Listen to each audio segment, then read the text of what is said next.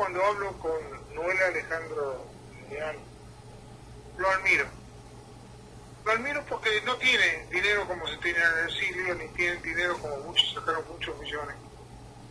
Pero está defendiendo con uñas, con dientes y con lo que pueda a su país.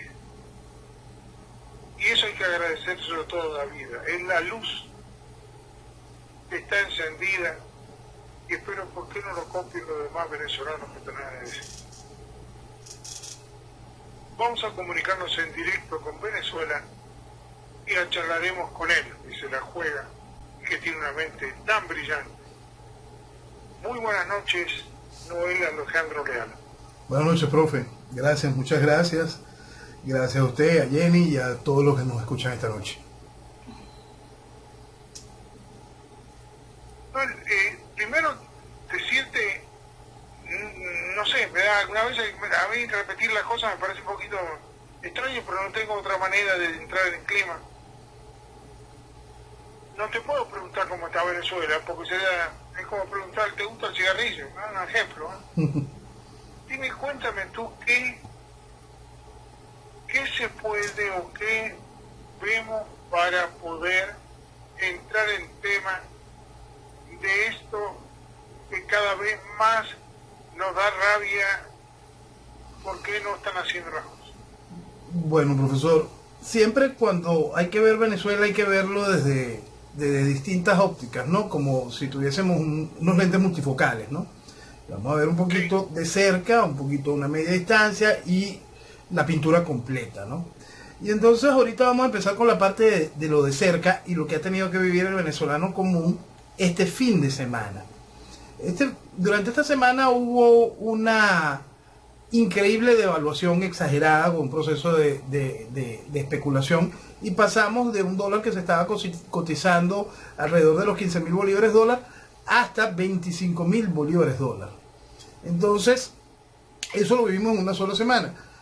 El dólar, ya esa parte especulativa tan grande ha ido tomando ya un espacio de calma. Hoy nos encontramos con un cambio a 21 bolívares por dólar, pero el efecto se notó en lo único que hace el venezolano con su dinero, que es comprar comida, porque no puede hacer otra cosa, sino comprar comida para poder sobrevivir. Y hoy era impresionante leer comentarios y vivirlos en la calle, de la cantidad de gente que veía a otra persona llorando en el supermercado porque no podía comprar comida. Y no es que estamos hablando de el pobre que siempre ha sido pobre, no, estamos hablando de el profesional, profesores, médicos, enfermeras, abogados, gente que se preparó para vivir en un país con libertad y oportunidades para el desarrollo y que hoy simplemente se ha vuelto un esclavo porque lo único que puede hacer es comer. Y resulta que ya ni siquiera eso. Entonces cuando vemos esta parte que quizá hay que meterle más la lupa para poder entender cómo el socialismo va matando al individuo en todo sentido, va matando a toda la población y cómo eso se va convirtiendo después en los números de este inmenso genocidio que está protagonizando el socialismo en Venezuela, este Holodomor, esta tragedia tan impresionante, esta tragedia humana. Hay que ir para cada una de esas visiones, ¿no? Entonces, si nos ponemos ya en la visión, esta de media distancia, es quizá la visión jocosa, porque es el país de la mentira, es el país del ridículo, es el país donde el guiado dice, como gran novedad, no hemos podido sacar a Maduro de Miraflores. Es el país donde la pelea y la discusión entre los gobiernos de Venezuela es quién entrega más la soberanía. Es el país donde el ridículo es el día a día y con ese ridículo nos exponemos al mundo. Y ahora vamos al mundo, a la visión de la pintura completa, ¿no? Y entonces encontramos unas declaraciones del segundo de la Asamblea Nacional, Stanley González, asegurando de que el candidato, porque ellos están ya en fiesta democrática, de que el candidato va a ser el guiado.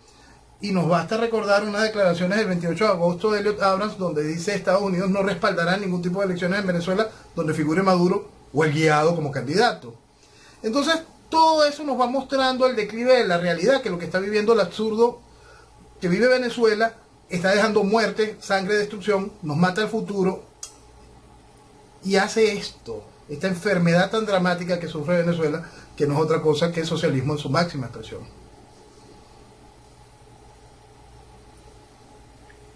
Yo me pregunto, yo no sé, yo tengo que admirarte, disculpame, ¿no? No, profe. Yo me parece cargoso, me parece molesto. Yo no he visto venezolanos con tu calidad. Y no, de acá habla todo el mundo, ¿no? Y nadie hace nada ni reacciona en nada. Pero tú lo estás haciendo dentro de Venezuela. Y yo no sé cómo te informan. Yo no sé cómo tú adquieres una mente tan brillante que cualquier cosa que yo te pregunte, a nivel de esa forma inteligente que me lo planteaste ahora, de al nivel local o al nivel de media distancia o al nivel internacional, esas que yo llamo distintas ópticas. Pero lo que más me extraña es que al único venezolano que te veo es a ti. Perdona, ¿no? Y que me moleste, se moleste a los demás venezolanos, me interesa muy poco. Porque tú estás demostrando una mente tan brillante que no sé, habrá más igual que tú, no sé. Yo te admiro, realmente. Tú, en todo, te mantienes, es un hombre íntegro, completo, informado, en un lugar donde, como bien tú dices, yo tengo una pregunta. ¿Qué compras con un salario venezolano? Nada. El país vive una absoluta irrealidad, ¿no? La gente que tiene el ingreso al salario mínimo se hace absolutamente dependiente del gobierno, de esta cosa de las cajas CLAP, que por supuesto pasan por el proceso de humillación, sobre todo en las zonas bajas. En las zonas bajas obligan a la gente a que firme las estupideces que el gobierno pone contra Trump y todo eso. No se atreven a hacerlo en las zonas medias porque en las zonas medias les interesa captar a la gente, ¿no? Pero al esclavo que ya tienen sodomizado, ese sí, pan, lo obligan más, ¿no? Pero ¿qué compra la gente? Profesor, nosotros vivimos una absoluta irrealidad y nos aproximamos más a intentar recomponer el fracaso aquel de la economía rublo, ¿no? Entonces nosotros vamos ahora a un proceso de más papel de mentira, a inflar más la economía con mentiras para terminar de acabar con el esquema bancario y para terminar de acabar con lo que quede de comercio privado, porque nadie va a poder recomprar sus inventarios con las mentiras las cuales el gobierno te va a pagar. Porque el gobierno va a ir generando su propia plataforma de pagos, la cual por supuesto va a ser muy difícil que sea recibida por los proveedores, la cual generará por supuesto de nuevo el vacío en las estanterías. Mientras tanto, las estanterías seguirán llenas, pero sin que nadie pueda comprar el producto. Entonces, ¿qué compra la gente? De verdad es una pregunta muy difícil, profesor. Si nosotros estamos hablando de que el salario mínimo hoy es 40.000 bolívares, 40 y tantos mil bolívares, y lo que denominamos nosotros acá un cartón de huevos, 30 huevos, están en los puestos de venta alrededor de 90, 92 mil bolívares. ¿Qué compra la gente? 2 salarios. Es imposible. Sí, es más de 2 salarios. Es imposible calcular, es imposible entender la situación. En carne propia lo vivo y es una cosa realmente complicada, profesor. ¿De qué está sobreviviendo el venezolano? Está sobreviviendo de esa masa inmensa de venezolanos que ya salieron, que están sudando la gota gorda muchos, haciendo lo posible para ayudar a los que quedaron acá. Por favor, ayúdenlos, estén pendientes de todo, como hemos dicho en varias veces. Más allá del dinero, estén pendientes de hablar, conversar, darles la oportunidad a ellos de que hablen. Si lo que les van a narrar es dolor, escuchen el dolor, porque se necesita de alguna manera drenar esta barbarie tan salvaje que estamos viviendo acá. Yo creo que podemos decir que es un fusilamiento no rápido, es un matarlos sádicamente despacito tras despacito, y de tiempo largo, y deteriorarlo en todos los niveles. Yo no veo en qué condiciones quedará el venezolano cuando esta inundación pase. El venezolano en sí, como hemos dicho varias veces, va a quedar muy golpeado, porque como hemos señalado, el venezolano ha sido envilecido y embrutecido. Es una cosa realmente grave lo que le han hecho al venezolano común. Lo bueno es que el venezolano común responde, y responde rápido, ¿no? Y cuenta con una gran cantidad de individualidades que están hoy regadas por el mundo, que pueden ser ese faro y esas guías, esa fuerza, ese nivel. Es muy fácil, que hay una cosa que es muy hermosa en el venezolano en general, sentir orgullo por un logro. Muchas veces el orgullo del venezolano se ha ido quedando que si en el logro deportivo de algún Grandes Ligas o esto. No, cuando entendamos que ese mar de individualidades que logran un éxito pertenecen a un gran colectivo que tiene que estar comprometido con el desarrollo de la nación, con el desarrollo de lo que es Venezuela, allí vamos a poder volver a reengranar esa maquinaria hermosa del país, y cada uno de esos venezolanos que pasó por esta dosis salvaje de socialismo, que lo enfermó, que lo deformó, hasta que lo adoctrinó, va a ir evolucionando hacia lo correcto. Pero eso es siempre un punto fundamental, entender que el liderazgo del mañana tiene que basarse en lo correcto, sin importarle absolutamente nada la mentira progresista constante que hace posible que los pueblos se esbarranquen en la desgracia. Tú sabes que a mí me agarró de sorpresa cuando fui a mi país y me encontré que el 56% no son socialistas. Se asesina a sí mismo. Los argentinos se asesinan a sí mismos. ¿Sí? No lo asesina a nadie, no razonan, no piensan en el país, piensan en lo que tiene a quien atacar, o a quien sacar, o a quien echarle la culpa. Y resulta que el 50 y pico % no trabajan. Hay que mantenerlo porque todos cobran un salario y hay que pagarlo. Yo no sé con qué lo van a pagar, porque si no tiene plata que entre, no creo, de crédito se puede tardar mucho tiempo. Así es. Y se fueron destruyendo, porque tuvo ahí una inflación de 42 el dólar, se fue a 60 y pico, que me tocó a mí ese día estar ahí. Y yo digo, esto es una barbaridad, este país no sirve para nada. Es que no sirven, es la gente que habita ahí. Que me disculpen, la gente que vive en esos países son los que se buscan sus propias cosas. Después, ¿quién los va a ayudar? Ellos mismos se están destruyendo y se les avisa. Es como, tengan cuidado, mira qué pasa a él. No, aquel no sirve, punto. Y ahí cada vez se hunden más, cada vez más pobres. Y por eso digo que si me pongo a pensar, si los pueblos que son maravillosos, podemos decir, Latinoamérica, ¿son pueblos pensantes o todavía le quedan muchos años y años y años y años para poder decir que son pueblos pensantes? Esto volvemos siempre al pater family, profesor. El pater family tiene que hacer que la sociedad evolucione. Yo recuerdo unos números maravillosos de Venezuela en los años 70, finales de los 70. Venezuela marcaba unos números internacionales maravillosos en una frase extraordinaria que decía que Venezuela era el país de mayor movilidad social del mundo en ese momento. Esa movilidad social estaba haciendo que Venezuela avanzase de una manera increíble y que tuviésemos un nivel de gente preparándose para el desarrollo de una manera impresionante. Pero existían varios virus atacando ese desarrollo. Uno de esos virus, por supuesto, es el socialismo. Otro de esos virus salvajes fue nunca hablarle al venezolano sobre Venezuela. Nosotros tuvimos un personaje maravilloso que era un gran comunicador y un hombre profundamente amante de Venezuela y con una idea política clara que lamentablemente desapareció cuando estaba haciendo que el país despertara, que fue el señor Renio Tolina.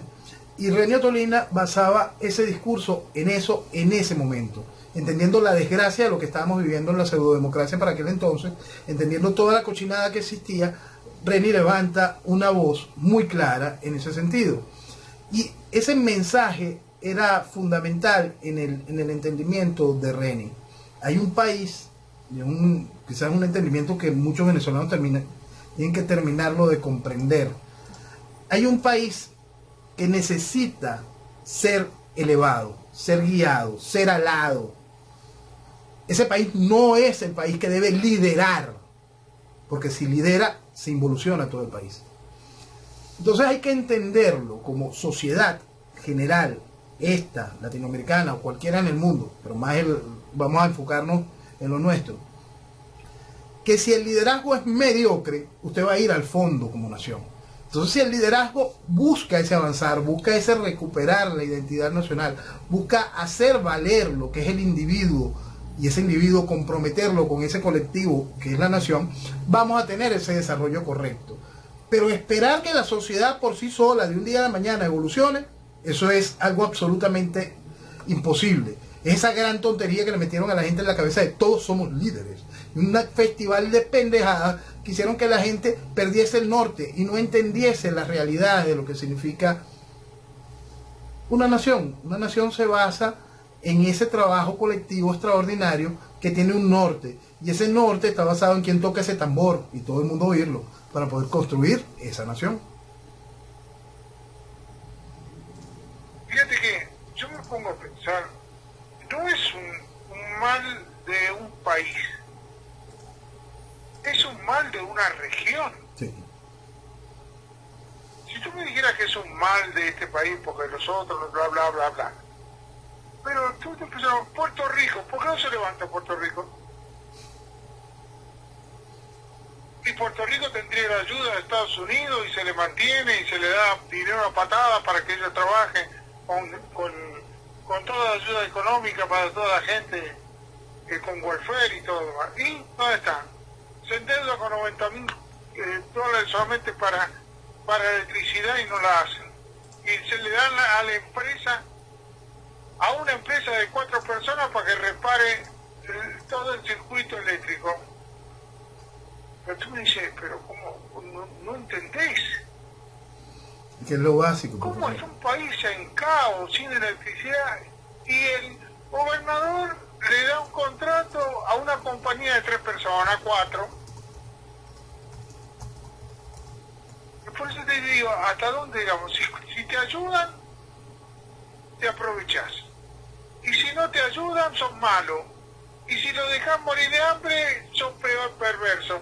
Pero, ¿y tú qué haces para cambiar todos esos sistemas? Para cambiarlo, profesor, lo primero hay que entender esa parte de la realidad que cuando tomamos esta fotografía de la actualidad latinoamericana nos dice mucho de esto, ¿no? En Argentina se jugó la democracia, vuelve la revolución. Entonces, lo primero que hay que entender de esa parte, de esta oportunidad que tenemos frente a la fotografía actual, es comprender que usted no puede jugar a la democracia después de un proceso revolucionario. Y entonces vamos a aplicar una máxima principal que nos dejó Lee Kuan Yew, el padre de Singapur. Él nos decía de una manera muy clara que si tú quieres acabar con la corrupción, que es parte de lo que usted estaba señalando hoy en el caso de Puerto Rico, que es lo que no deja que se levante esto, tienes que estar preparado para meter preso a tus familiares y amigos. Básico. Y eso es parte de lo que siempre coloco en los 3 pilares, ¿no? Ese segundo pilar, que es lo que yo llamo el pilar filial, el de las amistades y todo eso, genera un trampolín salvaje de perdonar la corrupción, de una impunidad increíble. Y cuando no es que se tenga miedo al castigo, sino que se sabe que la impunidad te va a premiar, lo que queda es eso. Y esa impunidad es vieja, esa impunidad fue regada en Latinoamérica de una manera salvaje. Y por eso es que es tan necesario hacer un combate directo frente a ese cáncer. En el cáncer de Venezuela, que es esta increíble sociedad de cómplices, vemos casos realmente salvajes, profesor. Estas semanas, se destapan escándalos tras escándalos de corrupción, tanto de los rojos como de sus camaradas. Y tenía usted que ver a la estructura periodística de la nación defendiendo a los camaradas de los rojos que han robado igualito. Y una defensa ultranza, y es una cosa asquerosa, porque entonces señalan a los pocos periodistas que están haciendo el trabajo correcto, intentando mostrar algo que no es nuevo, que es una verdad vieja, por todos conocida, pero no, entonces lo censuran también. Entonces, cada entramado de esta sociedad de cómplices hace imposible que el país se levante. Mucho venezolano que ha logrado hacer fortuna, siempre vio a Venezuela como una mina, más nada. Y hay que empezarla a ver como una increíble empresa que te pertenece, que forma parte de tu vida, tu casa, tu nación. Y dejar de verla como un lugar donde vas y extraes, sino entender lo increíble que es este país para poderlo desarrollar de manera correcta. Y ahí hay que volver a Lee Kuan Yew, entender que por sobre todas las cosas, lo que importa es la nación que le vamos a regalar a nuestros hijos. Por lo tanto, hay que poner orden para poderla crear. Sí, lo mismo que Buenos Aires. Los tipos votan por reacción instantánea o incidiva animal, pero no razonan que ellos mismos se están destruyendo. Y no pueden razonar. No lo entienden, y bueno, y se le avisa, y se les pone en rojo, y en un chiste, fíjate que en Argentina no fue una elección, fue una comprobación de qué partido iba a estar incapacitado para entrar en la elección. Ni eso fue. Entonces yo me pregunto, ¿en dónde están, no? Ahora yo tengo otra pregunta. Yo como empresario, ¿tú te crees que voy a poner un peso en Argentina? No. Entonces... Pero es que eso es lo que quieren ellos. 60.000 millones porque era amigo de Trump. Y después el otro 56% dice que está mal que Trump o que el otro era amigo de la grande. Estamos todos locos. Si no le da plata a alguien, entonces mueren de hambre, peor todavía. Claro, profesor, y por eso es que voy al punto fundamental. No le puede pedir a esa población que entienda el problema. No tiene cómo entenderlo. No tiene cómo entenderlo porque le mentiste desde el principio. Le dijiste que podías arreglarlo de manera democrática. No se puede. Punto. Quien diga eso, miente. Y aquí, en mi país, todos están mintiendo, preparando el terreno para que la revolución se consolide de una manera total en la primera oportunidad. No se puede arreglar un desastre de una tiranía, de un proceso revolucionario, socialista, jugando la democracia. Es mentira. No, porque es poquito. Primero, fíjate que en este momento, para hacer, en todos lados lo mismo, fíjate que muchos están presos por juntar dinero que les dieron los compinches o los socialistas o las grandes compañías, le dan dinero para que se hagan como electos, porque tú para subir un gobierno latinoamericano tienes que ser un corrupto, tú no puedes subir como persona decente porque no llegas ni a la quinta escalera, el quinto escalón, tienes que ser un corrupto, a rajatabla, como está haciendo Obrador, que tolera a los mafiosos, los perdona y encima dice que no le va a hacer juicio a ellos. Yo no entiendo cómo tú, a un tipo que está matando, que mata periodistas a granel, que se matan 9 mujeres por día del machismo, en un país que tú digas que no hay que castigar a los delincuentes que están matando miles de personas todos los días. Y nosotros todos contentos porque es un tipo que puede... No lo entiendo. Ese país no puede funcionar así. Ningún país. Y permítame traerlo de nuevo a Venezuela, profesor, porque la realidad venezolana se complica más. Ahora vamos a la óptica grande de nuevo y vamos al asunto de qué es el mañana de Venezuela si no se hace lo correcto. Este fin de semana salió un artículo, un análisis de un grupo de trabajo que se llama Inside the Crimen. Y ellos hacen un seguimiento a esta renacer de la FARC. Entonces ellos todavía los califican como ex FARC mafia, ¿no? Para intentar separarlas de alguna manera con la FARC, partido político que hace vida en Colombia, y entonces esta FARC mafia es la que hace vida en Venezuela, ¿no? Entonces, en realidad es un solo gran conglomerado criminal. En el país, este artículo se habla mucho sobre cómo esa estructura ha ido penetrando distintos estados dentro de Venezuela y cómo va más allá su negocio, más allá del narcotráfico, que sigue teniendo su sede en Colombia, y aquí el negocio como tal, y cómo han empezado a penetrar el control minero, cómo se aprovechan de esclavizar gente para minas de coltán, cómo se aprovechan para esclavizar gente para las minas de oro. Junto a eso está nuestro proceso de certificación que nos colocará como la principal reserva petrolera, reserva de oro, aparte de reserva petrolera, aparte de reserva de todo. Venezuela simplemente es una cosa maravillosa. Entonces, pero toda esa cosa maravillosa está en manos del crimen.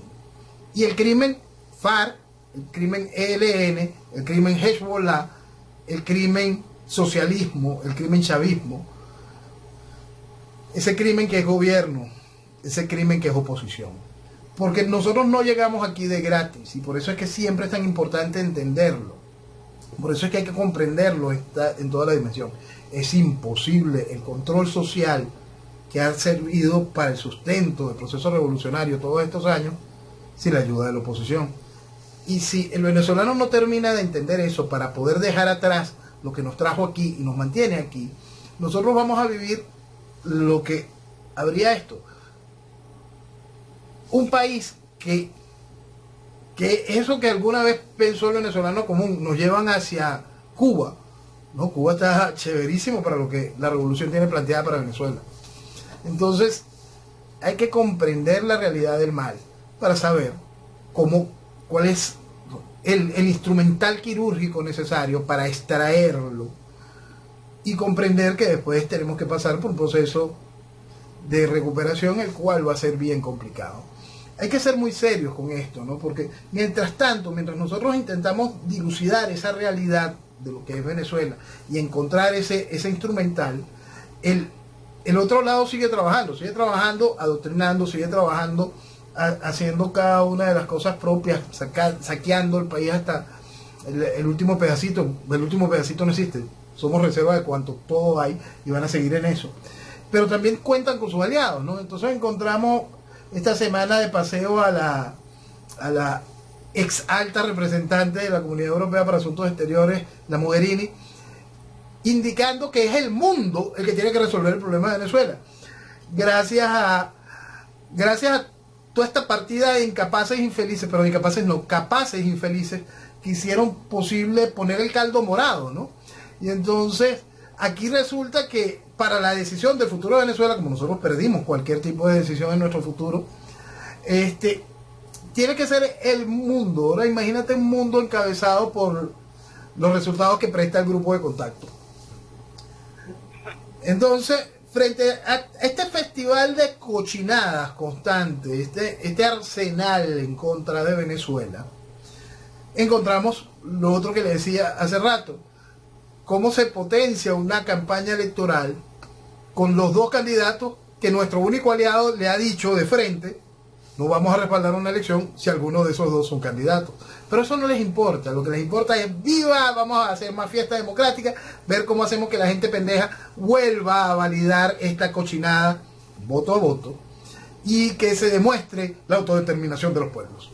Entonces, en ese festival sigue el país involucionando, destrozándose, y lo hace de la mano de eso que llama oposición, de eso que ha aplaudido 200 veces, de eso que ha votado, y que si se le da otra oportunidad lo volverán a votar y aplaudir. Eso es lo más triste del cuento. Por eso es que el espacio se queda allí, porque esa población no tiene hacia dónde reaccionar, no tiene cómo reaccionar de alguna u otra forma. Simplemente van a seguir el cuento, igualito como siguieron el cuento en Argentina, que es un cuento, porque todos sabíamos que eso era lo que iba a suceder en el momento en que no se aplastara el proceso del kirchnerismo, sabíamos que eso iba a pasar, porque tú no puedes jugar a la democracia frente a ese tipo de cosas. Ese poder económico y esa penetración en el aparato del Estado hace invivible que las cosas se hagan de manera correcta. Entonces, frente a esa mentira constante en la que está siendo sometida a Venezuela, estamos en un proceso que realmente va a llevar a la nación a escenarios realmente complicados, y volvemos al punto de todas estas organizaciones criminales que quieren la tajada de Venezuela, y solo haciendo lo correcto se pudiese evitar el desastre que se volvería continental. Noel, muy buenas madrugadas. ¿Por qué se está reflotando ahora el tema del territorio del Esequibo? ¿Qué están buscando? Terminar de entregarlo. Ya Chávez, pagándole un favor a Fidel, y pagando distintos favores, había ya cedido el Esequibo, porque no hay que mentirse con respecto a eso. Chávez entregó, como parte de las distintas entregas que hizo de nuestra soberanía, Chávez ya había entregado el Esequibo para que Fidel les coordinara los votos a favor del CARICOM en la OEA y en otro grupo de entes multinacionales para poder seguir jugando a la democracia con el aplauso internacional. Entonces, esa cochinada estaba ya hecha hace mucho tiempo. ¿Qué pasa? Guyana quiere hacer efectivo el cobro de esa cochinada, pues. Entonces empieza a ceder, a otorgar licencias donde simplemente no tiene territorio, donde está, todo eso se discute en lo que han sido laudos viciados en toda la historia de Venezuela, de todo el territorio que Venezuela ha perdido durante todos estos, desde nuestra historia, durante toda nuestra historia como república. Venezuela ha perdido y perdido territorio, y ahora Guyana quiere meter este gran zarpazo y tomar todo nuestro territorio en reclamación.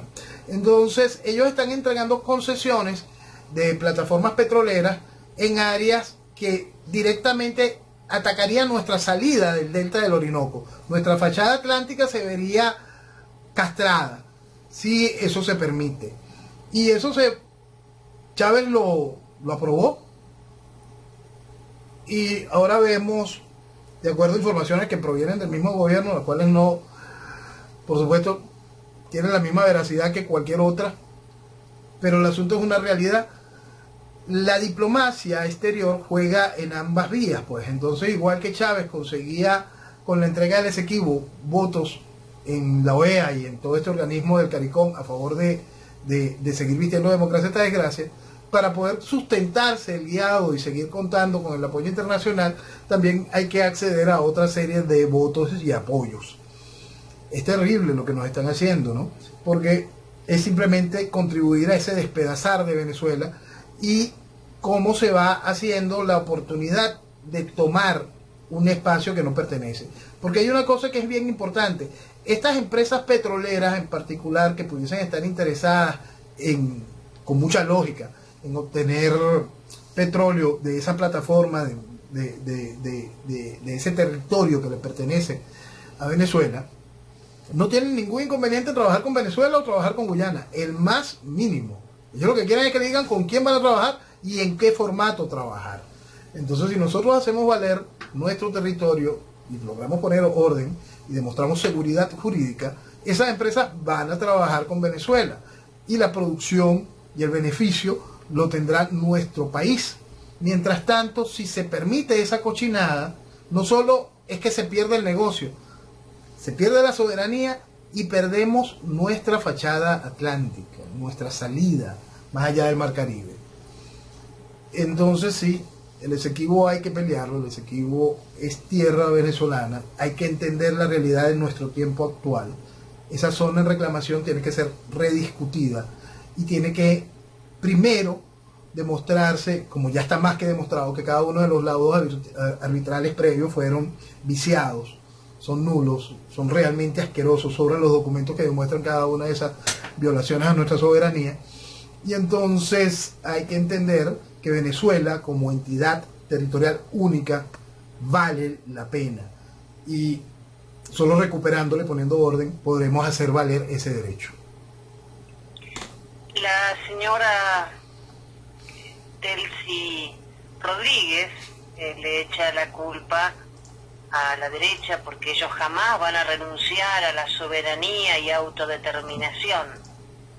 Están dando vuelta el tema como para pensar que todo esto tiene la culpa Trump, por supuesto, como siempre. Como siempre. Lo cierto es que Chávez entregó el Esequibo. Ahora,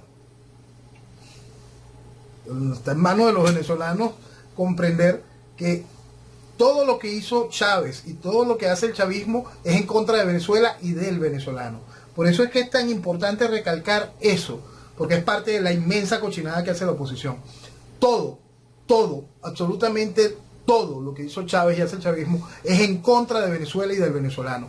Todos los protagonistas, todos los que participaron de esa fiesta criminal son culpables de la destrucción de Venezuela. Todos y cada uno tienen todo su cuerpo, más allá de las manos, llenas de sangre de venezolanos. Y seguir riéndole las gracias, como hacen toda esta partida de mequetrefe, es una de las cosas más criminales porque embrutece más a la sociedad venezolana, que pierde el norte, pierde su amor propio y se entrega a la estupidez y a la fantasía de que esa partida de criminales que forzaron, que generaron este desastre, son los que van a ayudar a salir del desastre. Pues no, lo hicieron posible, lo hicieron bajo la instrucción del criminal Hugo Chávez y lo hicieron para llegar aquí, con el aplauso y la bendición de eso que llaman oposición.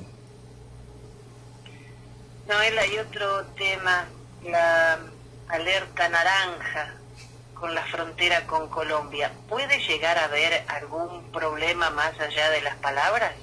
Mira, estando Uribe en el gobierno, cuando el gobierno colombiano decidió darle de baja al criminal Raúl Reyes y bombardeó parte del territorio ecuatoriano y se le dio de baja a ese criminal, Chávez, porque aquí ahora están diciendo Maduro está dejando la guerrilla, no. Chávez en pleno Congreso Nacional, la Asamblea Nacional pidió 1 minuto de silencio para el criminal Raúl Reyes. Habló de la beligerancia de esa agrupación terrorista. Y en uno de sus delirios gritó: ministro de la Defensa, muévame 10 batallones a la frontera de Colombia. Bueno, traduzcan lo mismo a Alerta Naranja y ese movimiento de Chávez en su momento. El asunto es que no pasó y no pasará. Por ahora todo sigue siendo parte de un cuento, pero las alarmas, estos tambores de guerra son propios para intentar incentivar algún tipo de esquema de unión nacional. No lo van a tener, no existe pues. Y el asunto es, ¿se puede volver loco a alguien? Sí, sí se puede volver loco a alguien. Aquí hay costumbres de utilizar uniformes del otro, aquí hay costumbres de esta guerrilla binacional, sabe cómo calentar a aquel lado y hacerlos correr para este. Entonces saben cómo ir calentando el ambiente. ¿Se puede llegar lejos? Sí. ¿Se pueden activar cosas graves? Sí. Es una situación bien delicada la que vivimos en todo sentido, porque el resultado de cualquier cosa que se genere de eso va a ser más pérdida del territorio venezolano, porque como siempre hemos dicho, nosotros necesitamos una intervención militar para salir de esta desgracia, en la cual no puede haber botas ni colombianas ni de ningún país con lo cual tengamos nosotros problemas limítrofes.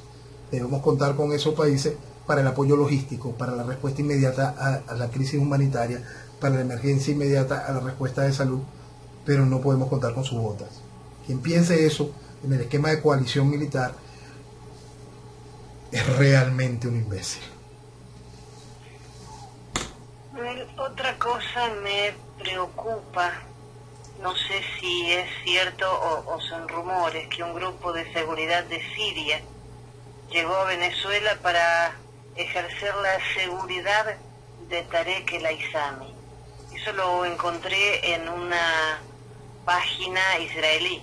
Sí, bueno, es una declaración que hizo el excomisario Simonovic, donde habla un poco sobre el tema. No tiene nada de extraordinario, no sería nada raro.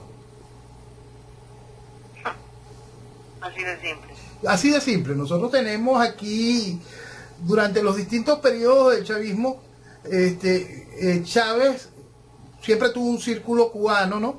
Pero probó con rusos, probó con bielorrusos, con un esquema chino, Maduro aprobado con un guardia revolucionario iraní. Ha estado muy surtido ese cuento. Hay un poco de todo. De todo. Bachelet, que hizo un informe, que bueno, no todos sabemos la historia, ahora afirma que el bloqueo de Estados Unidos exacerba la situación en Venezuela. Mira, si hay ¿Ya le volvieron a pasar el nuevo cheque? Si hay algo que tiene que traer el nombre de esa mujer a la mesa, es el hecho de que Venezuela está a punto de conseguir su asiento en la Comisión de Derechos Humanos de la ONU, de la cual ella es la... Es increíble. Bueno, entonces eso es para lo único que habría que nombrar a esa señora en ese cuento, porque cuando Venezuela consiga su asiento, la veremos abrazando a los representantes de Venezuela. ¿cómo se puede concebir que Venezuela pueda tener un asiento?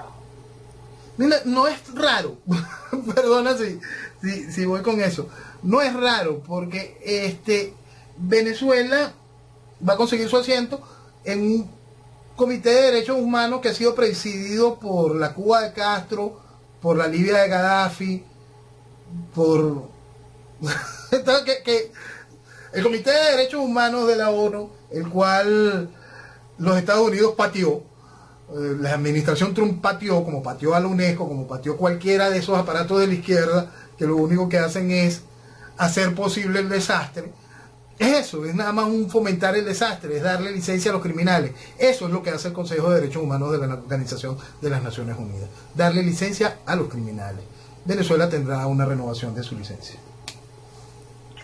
El cuidado por Dios, el protegido de Dios, va a venir a Nueva York para hablar en un evento paralelo a la Asamblea General de la ONU, donde va a estar Maduro. Y él dice: desde la Asamblea hemos declarado a la disidencia de las FARC, ELN, Hamas, Hezbollah e ISIS como grupos terroristas, ordenándoles a todos los cuerpos de seguridad del Estado proteger nuestra soberanía e integridad territorial frente a la amenaza que representan estos grupos. Y sigue. Y sí. El usurpador es un traidor a la soberanía nacional. Durante años, grupos irregulares han proliferado en nuestro territorio, aprovechándose de la vulnerabilidad institucional y con el beneplácito de un régimen que les financia sus actividades de terror dentro y fuera de Venezuela. Ahora va la pregunta.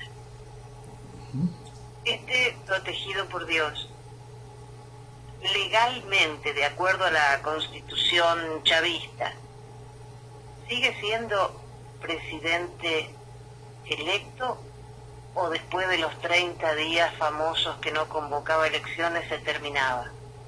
Mira, aquí la Constitución la estiran, tú sabes, sacan páginas de vez en cuando, le hacen anotaciones al dorso. Bueno, pues ese libro es ridículo, pues. Y quien lo interprete, por eso es que darle vuelta o explicación jurídica, legislativa a lo que vive Venezuela, yo lo he dicho en varias oportunidades. Cualquier abogado que pretenda justificar de manera legal, jurídico, lo que sucede en Venezuela, hay que agarrar el título y quemárselo. ¿Por qué? Porque eso es mentira. Entonces, vamos ahora a la acción política, que eso es otra cosa. Como acción política, por supuesto no tiene resultado, pero tiene un punch. Entonces, ya ellos se van a reunir, volverán a darle también al guiado una renovación de licencia, porque nosotros el 5 de enero deberíamos de renovar la directiva de la Asamblea Nacional, por supuesto, de acuerdo al acuerdo previo de cada una de estas cosas. Le tocarían a los partidos minoritarios exponer que le tocaría la presidencia de la Asamblea, pero ya esos partidos minoritarios se reunieron y decidieron que el guiado debe ser su líder. Debe ser el líder para que se respete. Ellos ya de una vez están pensando en el año que viene y la continuidad del chiste para el año que viene. El chiste, después de que dijeron un ridículo tan grande, uno de los voceros de esos partidos minoritarios dice: no, pero evidentemente yo creo que el cese de la usurpación es en diciembre, comeremos hallacas sin Maduro. Bueno, la misma estupidez que han dicho constantemente todos estos años, porque no tienen, ni siquiera le generan un libreto decente. El gobierno debería hacerle un cheque mejor. Entonces, frente a ese chiste, intentar encontrarle algún proceso jurídico legal, lo he dicho en otras oportunidades, cualquiera que busque espacio jurídico legal, cualquier abogado que busque darle a esto algún tipo de integridad jurídico legal, hay que quitarle el título. Punto. Hay otra cosa, fíjate, el guiado va a una cumbre paralela. Quizás eso sería hasta un buen augurio, ¿no?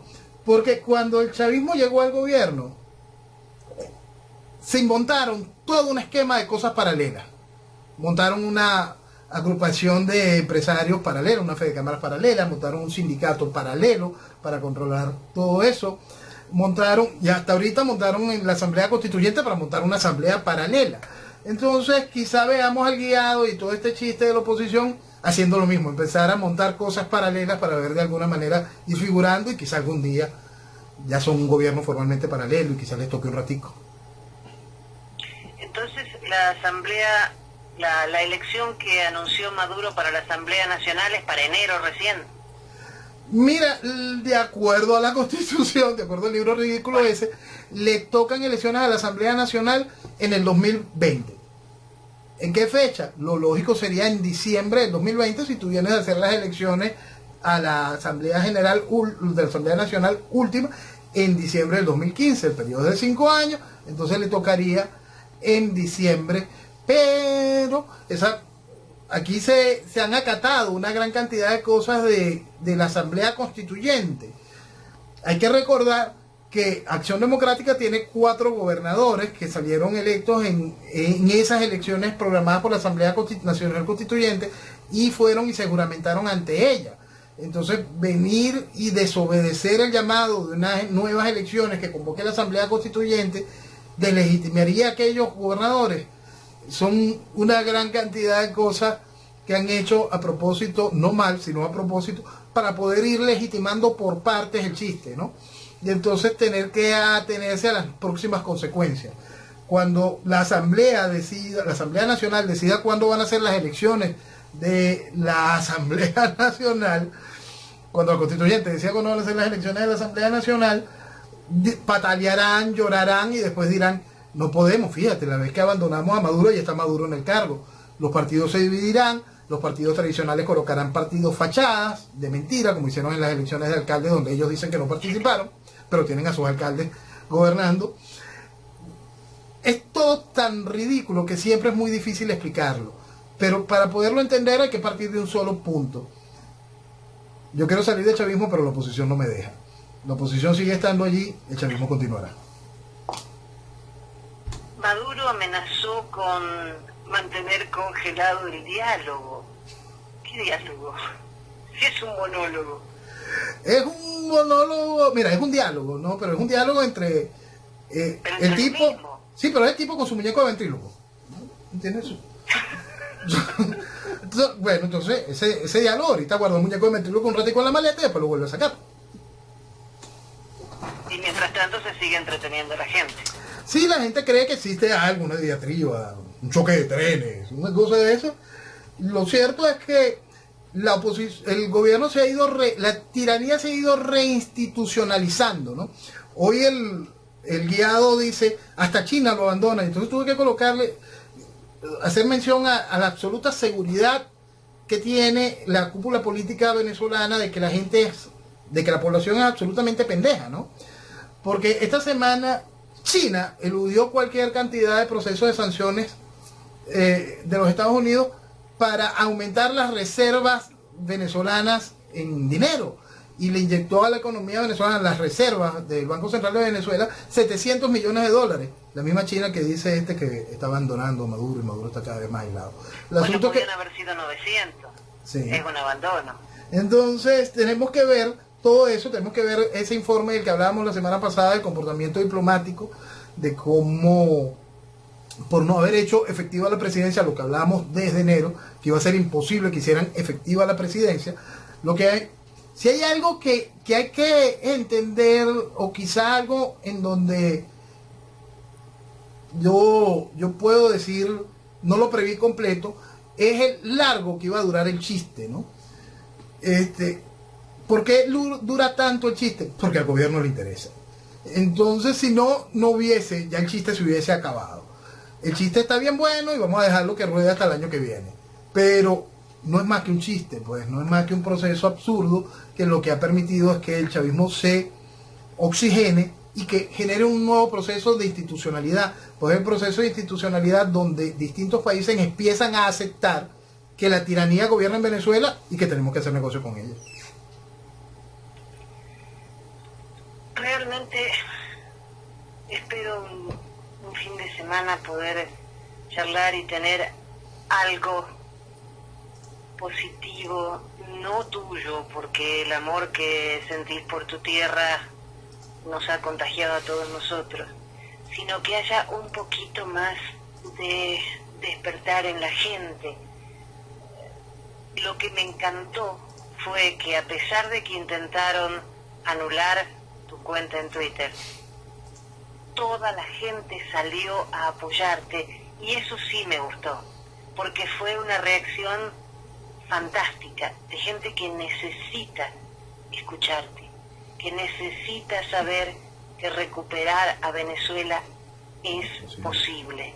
No es un sueño, es una realidad. Solo hay que seguir los pasos que vas indicando. Quiero aprovechar Por eso, de Noel, muchas gracias por darnos todas las semanas una hora de tu tiempo para que realmente viva Venezuela. Viva Venezuela, y gracias a todos los que mostraron su apoyo y respaldo. Viva Venezuela, Venezuela lo vale. Buenas noches. Seguro que sí.